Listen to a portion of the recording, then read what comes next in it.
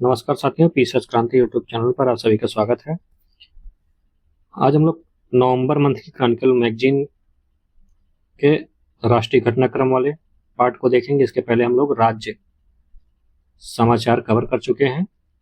आज हम लोग, जो कि बहुत ही महत्वपूर्ण है, क्या राष्ट्रीय घटनाक्रम, इससे संबंधित प्रश्न देखेंगे। अगर आप लोग किसी भी परीक्षा की तैयारी कर रहे हैं, चाहे वो पीसीएस हो या कोई वनडे एग्जाम हो, यूपी ट्रिपल एससी का कोई एग्जाम हो, जहां पर आप फैक्चुअल मान के चलिए कि उत्तर प्रदेश का कोई एग्जाम हो गया, बिहार का कोई हो गया, या अदर स्टेट का एग्जाम हो गया, वनडे एग्जाम हो गए, सभी के लिए ये मैगजीन बहुत ही कारगर है। क्यों कारगर है? क्योंकि इसमें सभी सेगमेंट वो वन लाइनर फैक्ट में कवर किए गए हैं। जैसे कि आप लोग देखेंगे, अभी यूपीएसआई का एग्जाम है, तो ये मैगजीन उसके लिए भी कारगर है। करंट अफेयर आप यहाँ से भी कवर कर सकते हैं। इसमें सितंबर तक के करंट अफेयर कवर किए गए हैं, 27 सितंबर तक का। जो अपना अगला आएगा दिसंबर वाली मैगजीन, उसमें 27 अक्टूबर तक के करंट कवर किए हुए हैं। ठीक है, तो चलिए हम लोग देखते हैं राष्ट्रीय घटनाक्रम से संबंधित समसामयिक घटनाक्रम। पहला टॉपिक है जनगणना 2027 में 2011 की परिभाषा को बनाए रखने का निर्णय लिया गया है।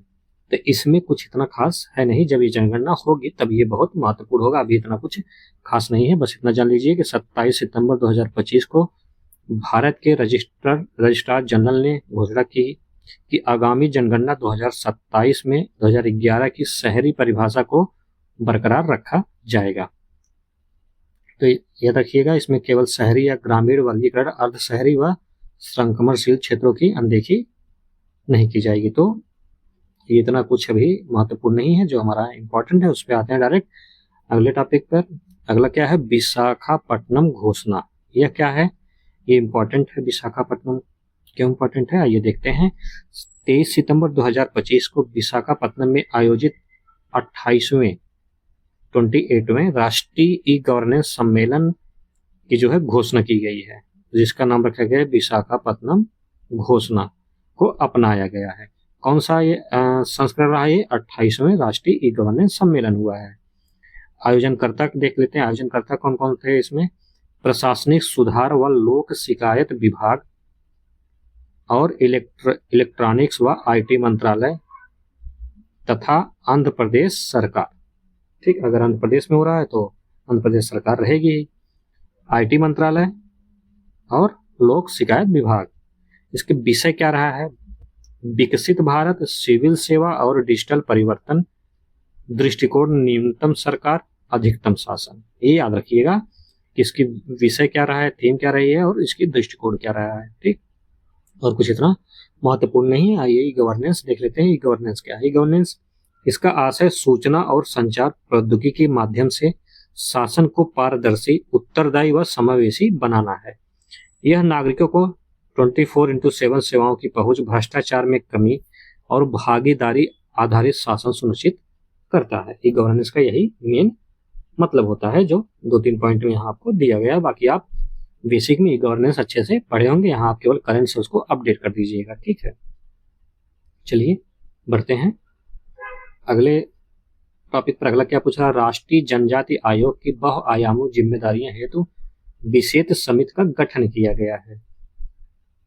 देख लेते हैं। 18 सितंबर 2025 को राष्ट्रीय जनजाति आयोग ने पहली बार एक 11 सदस्यीय विशेष समिति, कौन सी समिति है? विशेष समिति है। कितने सदस्य? 11 सदस्य तथा 3 उप समितियों का गठन किया है, जो अगस्त 2005 में आयोग को सौंपे गए 8 अतिरिक्त दायित्वों के क्रियान्वयन पर रिपोर्ट तैयार करेगी।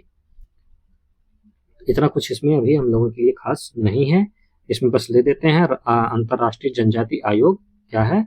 यह भारत का एक संवैधानिक निकाय है, जिसकी स्थापना अनुसूचित जनजातियों के अधिकार की रक्षा, कल्याण और सामाजिक आर्थिक विकास की निगरानी हेतु की गई थी। बस इतना याद रखिएगा, बाकी कुछ इतना खास इसमें नहीं है। बढ़ते हैं अगले पे।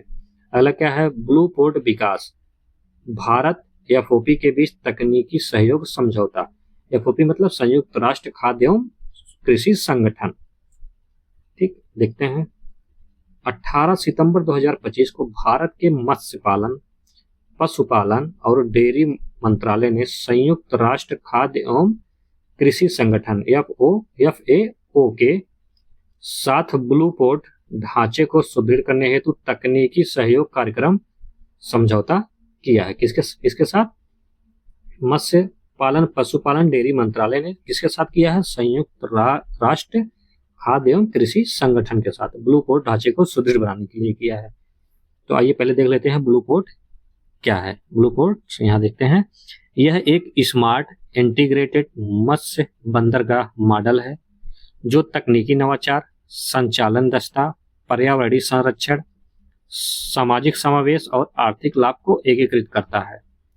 इसमें IoT, सैटेलाइट कम्युनिकेशन, ई-गवर्नेंस जैसी तकनीकों का समावेश भी होता है।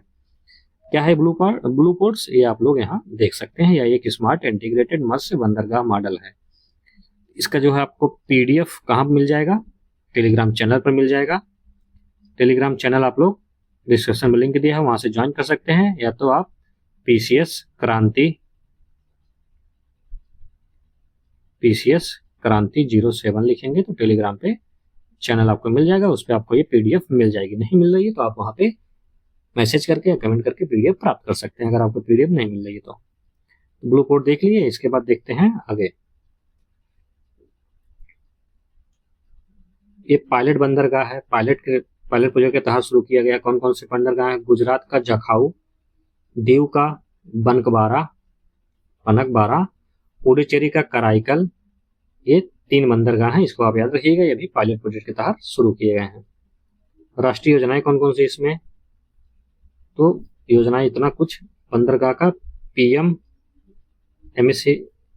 MSY फाइड के तहत बंदरगाह आधुनिकीकरण, मूल्यांकन और ट्रेसेबिलिटी, जलवायु अनुकूलता व PPP को बढ़ावा दिया गया है। इतना इंपॉर्टेंट नहीं है, इसको आप छोड़ सकते हैं। ठीक है, जो महत्वपूर्ण है उसे हाईलाइट कर दिया गया है, वही आपके लिए काम का है। तो चलिए चलते हैं अपने अगले टॉपिक पर। अगला क्या है? राष्ट्रीय सतत विमानन ईंधन नीति। यह क्या है? 10 सितंबर 2025 को भारत सरकार ने सतत विमानन ईंधन हेतु राष्ट्रीय नीति व 2050 तक दीर्घकालिक कार्य योजना तैयार करने की घोषणा की, जो 2070 तक नेट जीरो उत्सर्जन लक्ष्य से जुड़ी हुई है। सतत विकास ईंधन की प्रकृति क्या है? यह जीवाश्म ईंधन का जैव आधारित विकल्प है जो अपचित तेल, प्रयुक्त खाद्य तेल, शैवाल और कृषि अपशिष्ट से निर्मित होता है। किससे निर्मित होता है?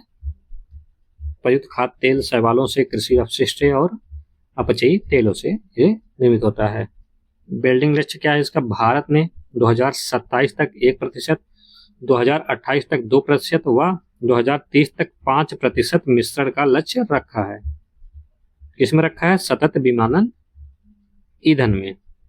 2030 तक 6 अरब लीटर एथेनॉल की आवश्यकता होगी। कब तक? 2030 तक। ये डाटा आप अगर कहीं मेंस लिख रहे हैं वहां तो डाटा डाल सकते हैं, बाकी कुछ इतना फ्री के लिए महत्वपूर्ण नहीं। चलिए बढ़ते हैं अगले। 48वां वार्षिक महासागर विधि एवं नीति सम्मेलन। यह क्या है? 10 सितंबर 2025 को गुजरात समुद्री विश्वविद्यालय में 48वां वार्षिक महासागर विधि एवं नीति सम्मेलन आयोजन किया गया है, जिसका विषय है विकासशील देशों की दृष्टि से महासागर शासन। कार्यक्रम विवरण क्या है? यह सम्मेलन पहली बार कब हो रहा है? पहली बार भारतीय उपमहाद्वीप में आयोजित हुआ है, इसलिए यह इंपॉर्टेंट है। क्यों इंपॉर्टेंट है? क्योंकि यह पहली बार हुआ है। यह आपसे प्रारंभिक परीक्षा में प्रश्न पूछ सकता है कि 48वां वार्षिक महासागर विधि एवं नीति सम्मेलन का आयोजन कहाँ किया गया था? तो आप लोग बताएंगे गुजरात समुद्री विश्वविद्यालय में किया गया था। ठीक, इसका विषय क्या था? विकासशील देशों की दृष्टि से महासागर शासन। ये याद रखिएगा। आयोजक कौन से? Stockton centre of international law, US naval war college, Bharat सरकार का पृथ्वी विज्ञान मंत्रालय भी इसमें रहा है। भौगोलिक महत्व क्या है इसके? हिंद महासागर विश्व के कुल महासागरीय क्षेत्र का 5वां भाग है। कौन सा भाग है? 5वां भाग है। यह मध्य एशिया, अफ्रीका, दक्षिणी एशिया और दक्षिणी पूर्वी एशिया को भी जोड़ता है। आर्थिक व ऊर्जा सुरक्षा क्या है? यह क्षेत्र वैश्विक कंटेनर यातायात का 50% व समुद्री तेल व्यापार का कितना प्रतिशत? 80% वहन करता है।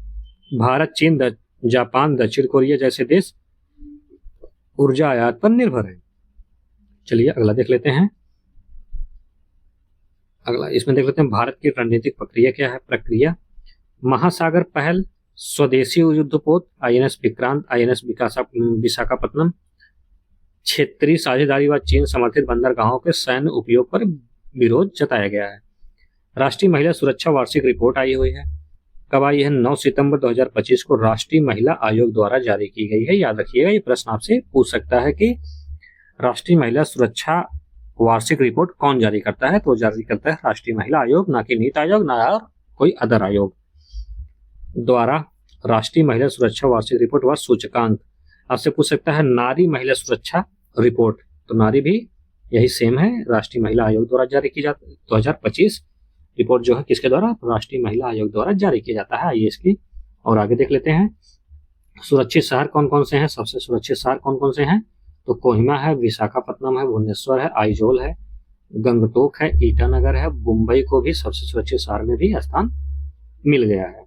कौन कौन से शहर हैं? कोहिमा, विशाखापत्तनम, भुवनेश्वर, आइजोल, गंगटोक, ईटानगर, मुंबई। ठीक।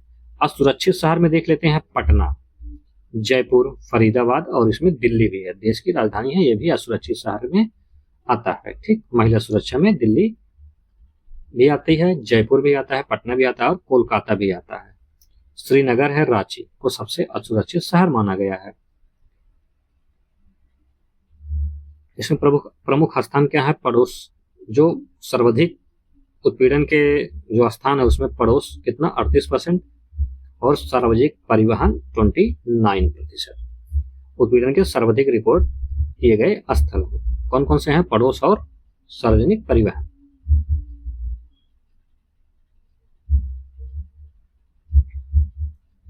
अगला है भारत में मातृ मृत्यु दर सुधार की।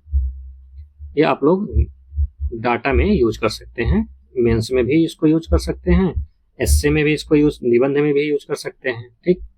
जैसे अभी आप आरओ लिखेंगे उसमें भी निबंध आएगा और पीसीएस लिखेंगे उसमें भी। तो महिला सुरक्षा से अगर निबंध आता है तो आप ये सब डाटा उसमें डाल सकते हैं। इसको आप नोट कर लीजिए, पीडीएफ रख लीजिए, जब आपका एग्जाम आएगा तो एक बार इसको डाटा को एक जगह लिख के नोट्स बना के रख लीजिएगा।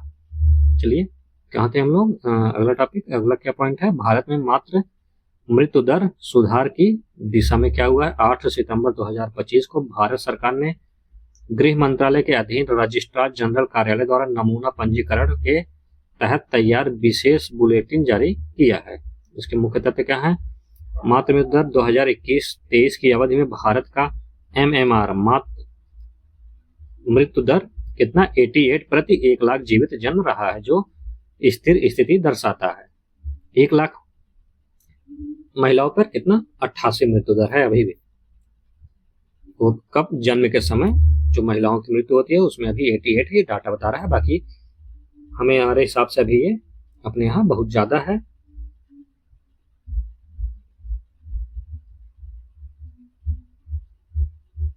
ठीक है, चलिए देखते हैं अगला, राज्य वर्गीकरण। राज्य को एम्पायर्ड एक्शन ग्रुप, दक्षिणी और अन्य इकाइयों ये नहीं देखना है। एसडीजी का लक्ष्य क्या रहा है? सतत विकास लक्ष्य कितना रखा गया है? 3.1 के तहत 2030 तक वैश्विक एमआरआर को 70 प्रति 1 लाख जीवित जन्म में कम करना है। कितना लक्ष्य रखा गया है सतत विकास का? 1 लाख पर 70 मातृ मृत्यु दर है रखी, ये लक्ष्य रखा गया है 2030 तक लाने का। मृत्यु दर क्या है? मातृ मृत्यु दर क्या है? यह प्रति 1 लाख जीवित जन्मों पर मातृ मृत्यु की संख्या को दर्शाता है। अगला है स्कूल नामांकन में गिरावट। UDISE प्लस 2024-25 की रिपोर्ट के निष्कर्ष देख लेते हैं। 27 अगस्त 2025 को शिक्षा मंत्रालय द्वारा जारी UDISE रिपोर्ट के अनुसार भारत में कक्षा 1 से 12 के विद्यार्थियों का कुल नामांकन कितना है? 24.69 करोड़ रहा है, जो 2023-24 के 24 करोड़ 8 से 11 लाख कम है। क्यों कम है, देखते हैं गिरावट के क्या। ये लगातार तीसरे वर्ष की गिरावट है। ये 2022-23 में 25 था, 23-24 में 2480 आया है और उसके बाद 2470 आ गया है। ठीक, UDIS प्लस देख लेते हैं, unified district information system for education plus. Bharat सरकार द्वारा संचालित एक व्यापक डेटा संग्रह प्रणाली है जो स्कूली शिक्षा से संबंधित नामांकन, बुनियादी ढांचा, शिक्षक परिणाम और प्रशासनिक आंकड़ों को एकत्र करती है। भारतीय राजस्व और शासन से संबंधित करंट अफेयर देखते हैं। लद्दाख राज्य का दर्जा व छठी अनुसूची की मांग। अभी लद्दाख में आप लोग देखे होंगे बहुत कुछ हुआ है, वहाँ दंगे भी हुई हैं और सोनम वांगचुक को अरेस्ट भी किया गया है, जो कि बहुत दिनों से धरने पर बैठे थे। तो आइए देखते हैं क्या। 24 सितंबर 2025 को लद्दाख में राज्य का दर्जा व छठी अनुसूची की मांग को लेकर हुए युवाओं के हिंसक प्रदर्शन में 4 लोगों की मृत्यु व 30 से अधिक घायल हुए हैं। पृष्ठभूमि क्या है? अगस्त 2019 में लद्दाख को जम्मू कश्मीर से अलग कर बिना विधानसभा वाला केंद्र शासित प्रदेश बनाया गया है। ठीक, और इसमें और क्या अपने काम की क्या चीजें हैं उसको भी देख लेते हैं। सरकारी प्रक्रिया क्या है? गृह मंत्रालय ने उच्चाधिकार प्राप्त समिति गठित की है। NCST ने छठी अनुसूची लागू करने की सिफारिश की थी। छठी अनुसूची क्या है ये देख लेते हैं, कई बार परीक्षा में पूछा गया है, आगे भी पूछा जाएगा। क्या छठी अनुसूची है? यह भारतीय संविधान का वह प्रावधान है जो पूर्वोत्तर भारत के जनजातीय क्षेत्रों को स्वायत्तता प्रदान करता है। इसके अंतर्गत स्वायत्त जिला परिषदों को विधायी, कार्यकारी व वित्तीय अधिकार भी दिए जाते हैं। अगर आप लोग पॉलिटी पढ़े होंगे तो उसमें छठी अनुसूची विस्तार से दिया गया है। हम लोग यहाँ विस्तार से नहीं कराएंगे, केवल आपका करंट से ही संबंधित मुद्दे कवर कराए जाएंगे। यहाँ पे कॉन्सेप्ट नहीं क्लियर किए जाएंगे, केवल करंट से जो संबंधित मामले हैं उसी को क्लियर किया जाएगा। बाकी आप लोग बेसिक अपने बेसिक बुक से, जैसे अब छठी अनुसूची लक्ष्मीकांत से तैयार करिए, NCERT से तैयार करिए। ठीक है, चलिए अगले टॉपिक पर चलते हैं। मानहानि का अपराधीकरण, अभिव्यक्ति की स्वतंत्रता बनाम प्रतिष्ठा संरक्षण पर पुनर्विचार। आइए इसको देख लेते हैं क्या है। 23 सितंबर 2025 को भारत के सर्वोच्च न्यायालय ने मानहानि के अपराधीकरण को पुनः विचार करने की आवश्यकता जताई है। मुख्य तथ्य क्या है, परिभाषा इसकी देख लेते हैं। मानहानि वह वक्तव्य है जो किसी व्यक्ति या समूह को प्रतिष्ठा को नुकसान पहुंचाता है। मृत व्यक्ति के मामलों में परिवार को प्रभावित करना भी प्रासंगिक माना जाता है। प्रासंगिक जो है माना जाता है। प्रकार क्या है? मानहानि को लिखित और वह मौखिक रूप से वर्गीकृत किया जाता है। विधिक स्थिति क्या है? भारतीय न्याय संहिता 2023 की धारा 356 के तहत आपराधिक मानहानि में अधिकतम 2 वर्ष की सजा या जुर्माना या दोनों का प्रावधान भी किया गया है। विवाद क्या है इसमें? अनुच्छेद 19(1)(a) के तहत अभिव्यक्ति की स्वतंत्रता पर प्रभाव। 22वें विधि आयोग 2023 में अपराधीकरण बनाए रखने की सिफारिश भी की गई। अंतरराष्ट्रीय मानक ICCPR के तहत अपराधीकरण असंगत संयुक्त राष्ट्र मानवाधिकार समिति ने इसे हटाने की सिफारिश की है।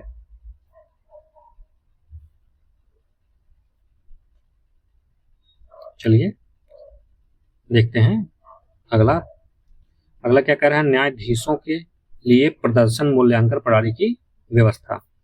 22 सितंबर 2025 को सुप्रीम कोर्ट के न्यायाधीश जस्टिस सूर्यकांत ने न्यायिक दक्षता सुधार हेतु स्पष्ट मानकों वाली प्रदर्शन मूल्यांकन प्रणाली की आवश्यकता पर बल दिया है।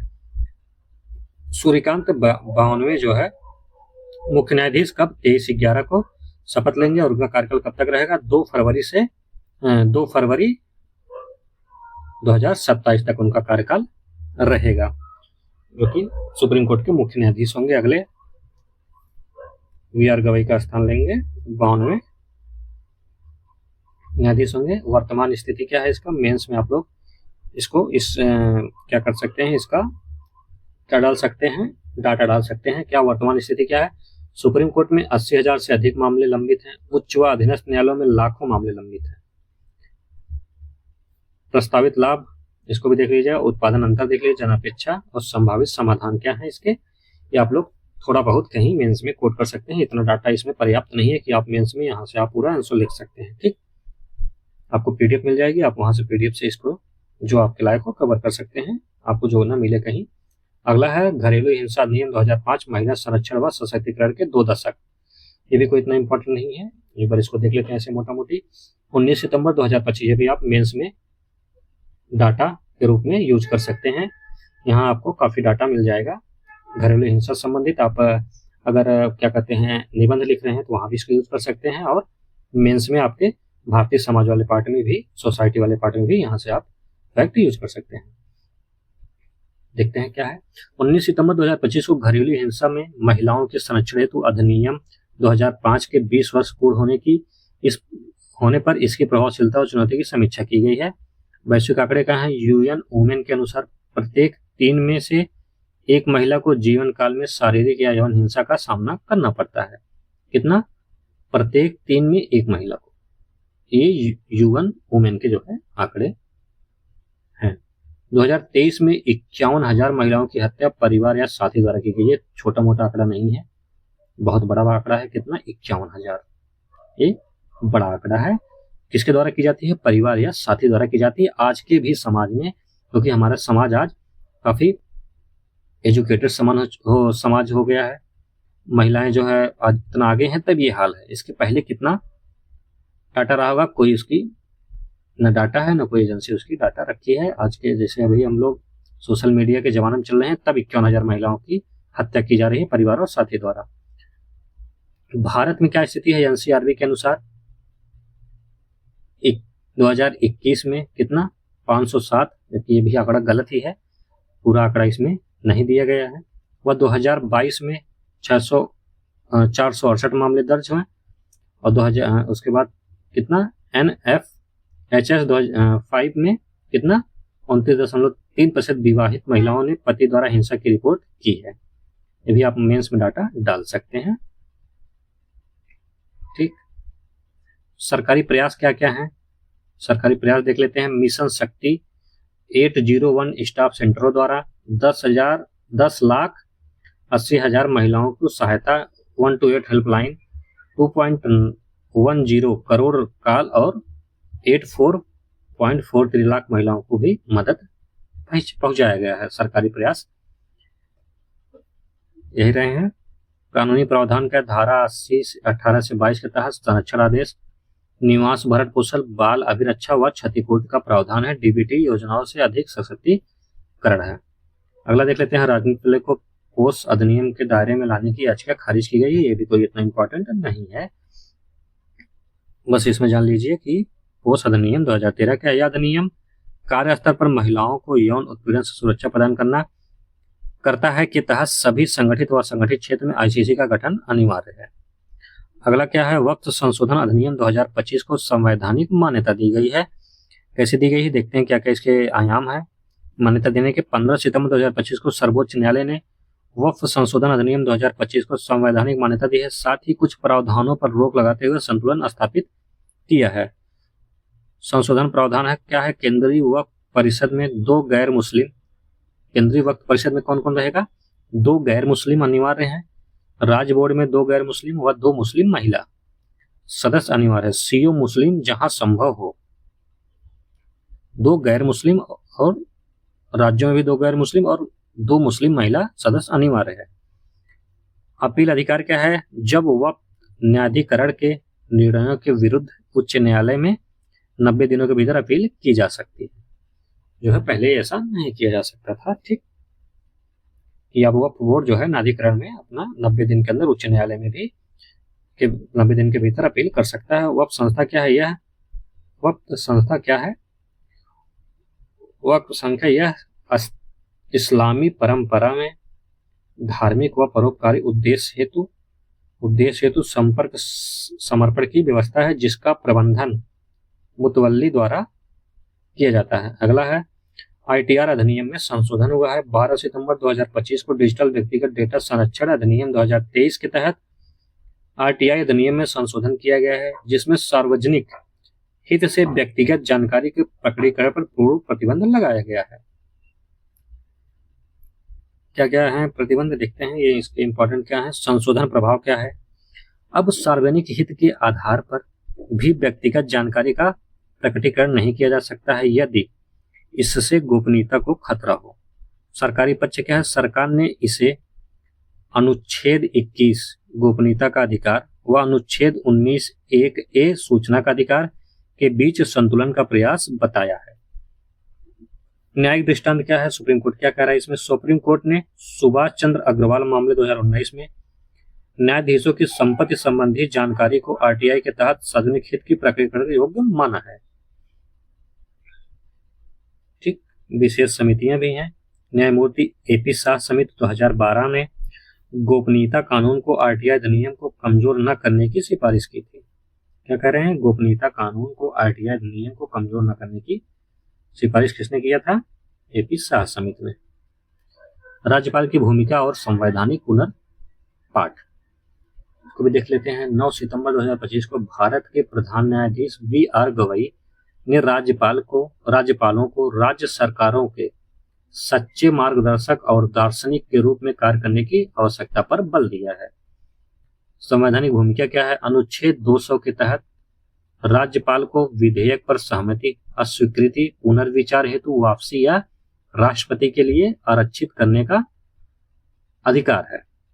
याद रखिएगा, अनुच्छेद 200 के तहत राज्यपाल को विधेयक पर सहमति, क्या कह दे सकते हैं, सहमत विधेयक पर अस्वीकृति, पुनर्विचार हेतु वापसी या राष्ट्रपति के लिए आरक्षित करने का अधिकार किसके पास है, राज्यपाल के पास, अनुच्छेद 200 के तहत। याद रखिएगा, ये कई बार प्रश्न आपसे पूछा गया, आगे भी पूछा जाएगा। विलंब की समस्या, केरल ने 8 विधेयकों के 7 से 27 माह तक लंबित रहने की सूचना दी। तमिलनाडु, तेलंगाना, पंजाब व पश्चिम बंगाल ने भी शिकायत की है। देखिए, जहां पर सरकार सेम नहीं है वहीं पर एक समस्या आपको देखने को मिलेगी। तो राज्यपाल किसके अधीन, राष्ट्रपति मतलब केंद्र सरकार के अधीन लगभग काम करता है, तो वहां पर दूसरी सरकारें हैं तो असमंजस नहीं बैठता है।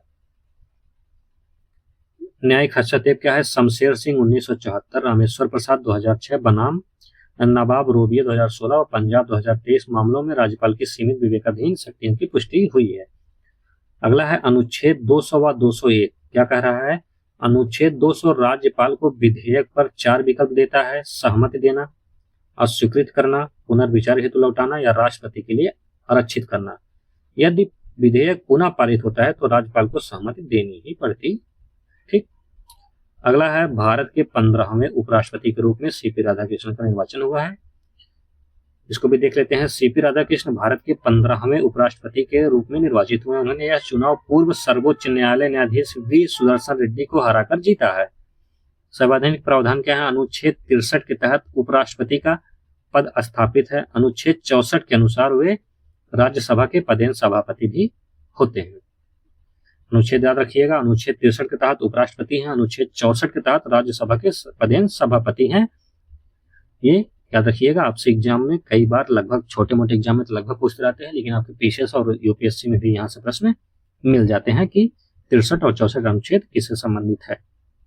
ठीक, अगला है कार्यकाल व योग्यता। इनकी उपराष्ट्रपति का कार्यकाल 5 वर्ष का होता है। वे भारतीय नागरिक, न्यूनतम 35 वर्ष आयु व राज्यसभा सदस्य बनने के योग्य होने चाहिए। निर्वाचन प्रक्रिया क्या है, अनुच्छेद 66। पहली बात याद रखिएगा कि निर्वाचन प्रक्रिया किस अनुच्छेद के तहत आती है, उपराष्ट्रपति के अनुच्छेद 66 के तहत अनुसार आती है, के अनुसार संसद के दोनों सदनों व निर्वाचित व मनोनीत सदस्य निर्वाचन मंडल का हिस्सा होते हैं। राज्य की विधानसभा इसमें भाग नहीं लेती है। किसमें, उपराष्ट्रपति में। राष्ट्रपति में राज्य की विधानसभाएं भी भाग लेती हैं। मतदान प्रणाली क्या है, गुप्त मतदान द्वारा एकल संक्रमणी मत प्रणाली से बहुमत प्राप्त करने वाले को विजेता घोषित किया जाता है। सीपी राधाकृष्णन क्या, उन्होंने झारखंड, तेलंगाना, पुदुचेरी, महाराष्ट्र के राज्यपाल भी रह चुके हैं। अच्छा, याद रखिए, बाकी इनके बारे में इतना कुछ पूछेगा नहीं। अगला है आधार को विशेष पुनरीक्षण प्रक्रिया में वैध पहचान दस्तावेज बनाने का निर्देश। 8 सितंबर 2025 को सुप्रीम कोर्ट ने बिहार में चल रही विशेष गहन पुनरीक्षण एसआईआर प्रक्रिया के लिए आधार को वैध पहचान दस्तावेज के रूप में स्वीकार करने का निर्देश निर्वाचन आयोग को दिया है। ये भी कोई इतना अपने लिए महत्वपूर्ण नहीं है, बस पृष्ठभूमि एसआईआर की प्रक्रिया देख लीजिए। आगामी विधानसभा चुनाव में से पूर्व मतदान हेतु अद्यतन हेतु की जा रही है जन घर सत्यापन का पर आधारित है बस, और इसमें कुछ खास अपने लायक नहीं है। अगला है सोशल मीडिया नियमन हेतु दिशा निर्देश। क्या है, पूछ रहा है सोशल मीडिया नियमन हेतु दिशा निर्देश देखते हैं। 4 सितंबर 2025 को सुप्रीम कोर्ट ने केंद्र सरकार को सोशल मीडिया के नियमन हेतु दिशा निर्देश तैयार करने का निर्देश दिया है, जो national broadcast and digital association से परामर्श के साथ बनाए जाएंगे। संवैधानिक प्रावधान क्या है? अनुच्छेद 19(2) के तहत राज्य सुरक्षा, सार्वजनिक व्यवस्था, शालीनता, मानहानि आदि के आधार पर अभिव्यक्ति को स्वतंत्रता सीमित की जा सकती है। वाणिज्यिक अभिव्यक्ति क्या है? सुप्रीम कोर्ट ने कहा कि प्रभावशाली लोग अभिव्यक्ति को व्यावसायिक रूप से उपयोग करते हैं, जिससे कमजोर वर्गों की भावनाएं आहत होती है। 2016 का क्या निर्णय हुआ था? सुब्रमण्यम स्वामी बनाम भारत संघवाद में सुप्रीम कोर्ट ने आपराधिक मानहानि को वैध ठहराया है। प्रतिष्ठा को अनुच्छेद 21 के तहत गरिमामय जीवन का हिस्सा माना है। अब इसमें आगे देखते हैं अनुच्छेद 19(1)(a) भारतीय संविधान में प्रत्येक नागरिक को अभिव्यक्ति की स्वतंत्रता का अधिकार देता है, परंतु अनुच्छेद 19(2) के तहत यह अधिकार पूर्ण नहीं है। अगला देख लेते हैं आव्रजन एवं विदेशी अधिनियम 2025। यह क्या है? 1 सितंबर 2025 को भारत सरकार ने आव्रजन एवं विदेशी अधिनियम 2025 को लागू किया है, जिससे देश की आव्रजन व्यवस्था में व्यापक सुधार होगा। देखते हैं आगे कैसे होगा। कानून का समेकन, यह अधिनियम 4 पुराने कानूनों को निरस्त करता है। कौन कौन से 4 पुराने कानून हैं? विदेशी अधिनियम 1946, विदेशी पंजीकरण अधिनियम 1939, पासपोर्ट अधिनियम 1920 एवं आव्रजन वाहक दायित्व अधिनियम 2000। ये 4 पुराने कानूनों को निरस्त करता है। डिजिटल एकीकरण, डिजी यात्रा व FRRO प्रणाली के माध्यम से पंजीकरण व निगरानी वाहक एवं दायित्व के तहत एयरलाइंस व शिपिंग कंपनियां उत्तरदायी होंगी। पंजीकरण प्रावधान क्या है? भारत आगमन पर विदेशी नागरिकों को पंजीकरण अधिकारी के समक्ष पंजीकरण कराना अनिवार्य है। दंड क्या है इसके? जाली दस्तावेज में प्रवेश से निकास पर 7 वर्ष तक की सजा और 10 लाख तक का जुर्माना होगा। अव्रजन और विदेशी अधिनियम 2025 क्या है? इसे भारत की आव्रजन प्रणाली को स्वीकृत व आधुनिक बनाने हेतु लाया गया है। यह अधिनियम वैश्विक मानकों जैसे वाहन दायित्व, बायोमेट्रिक सत्यापन और डिजिटल ट्रैकिंग को अपनाता है। अगला है कला एवं संस्कृति से संबंधित करंट अफेयर। लोथल में राष्ट्रीय समुद्री धरोहर परिसर, यह क्या है? 20 सितंबर 2025 को प्रधानमंत्री नरेंद्र मोदी ने गुजरात के अहमदाबाद जिले के लोथल में राष्ट्रीय समुद्री धरोहर परिसर की प्रगति की समीक्षा की है। क्या है? National maritime heritage complex. यह भारत सरकार के सागरमाला कार्यक्रम के अंतर्गत समुद्री विरासत के संरक्षण, शोध, पर्यटन, कौशल विकास और आर्थिक समावेशन हेतु विकसित किया जा रहा है। लोथल विश्व की सबसे पुरानी डॉकयार्ड, 5000 वर्ष, हड़प्पा, मेसोपोटामिया, मिस्र व्यापार प्रमाण यूनेस्को का नामांकन है। अगला है दारुमा गुड़िया। 1 सितंबर 2025 को जापान यात्रा के दौरान भारतीय प्रधानमंत्री को शिरोजन दारुमा जी मंदिर है, ये क्या है? मंदिर है, कहाँ? जापान में है, कि मुख्य पुजारी द्वारा दारुमा गुड़िया भेंट की गई है। उत्पत्ति कहाँ हुई थी इसकी? दारुमा गुड़िया जापान के गुनमा प्रांत के ताकासाकी शहर, कहाँ? ताकासाकी शहर से जुड़ी है। सोरिनजन दारुमा जी मंदिर दारुमा संस्कृति का केंद्र है। इसकी रूपरेखा नहीं पूछेगा, इतना सब मतलब दूसरे देश का, अपने देश का होता तो पूछ सकता था। बस इसका दारुमा गुड़िया याद रखिए। दारुमा गुड़िया जापानी संस्कृति की शुभता, आत्मबल और लक्ष्य सिद्धि का प्रतीक है। इसका ऐतिहासिक संबंध भारत के कांचीपुरम के बौद्ध भिक्षु बोधि धर्म से है, जिन्हें जापान में दारुमा दाइशी कहा जाता है, जो जैन बौद्ध धर्म के संस्थापक माने जाते हैं। यहाँ से आपके 1 लाइनर या स्टेटमेंट वाइज प्रश्न पूछ सकता है कि दारुमा गुड़िया किससे संबंधित है, उसके आपको उत्पत्ति दे देगा, किससे संबंधित है, कहाँ हुई है, किसको दिया गया था, यही इसका इंपॉर्टेंट है। बाकी और इसमें से कुछ प्रश्न नहीं पूछेगा। अगला हम लोग देखेंगे आर्थिकी घटनाक्रम, वो हम लोग अगले क्लास में देखेंगे। हम एक क्लास में एक टॉपिक कवर करवा रहे हैं, जिससे आपको छोटे छोटे टॉपिक के साथ रिवीजन और तैयारी करते हुए आप चल सकते हैं। और उसका PDF आपको टेलीग्राम चैनल पर मिल जाएगा, आप वहां से लेकर, या आपको मार्केट से मिल जाए तो वहां से लेकर आप हमारे साथ इम्पोर्टेंट जो फैक्ट जो हाईलाइट किए गए हैं उसको आप देख सकते हैं। क्लास कैसी लगी कमेंट करके जरूर बताइए। मिलते हैं अगली क्लास में, तब तक के लिए धन्यवाद।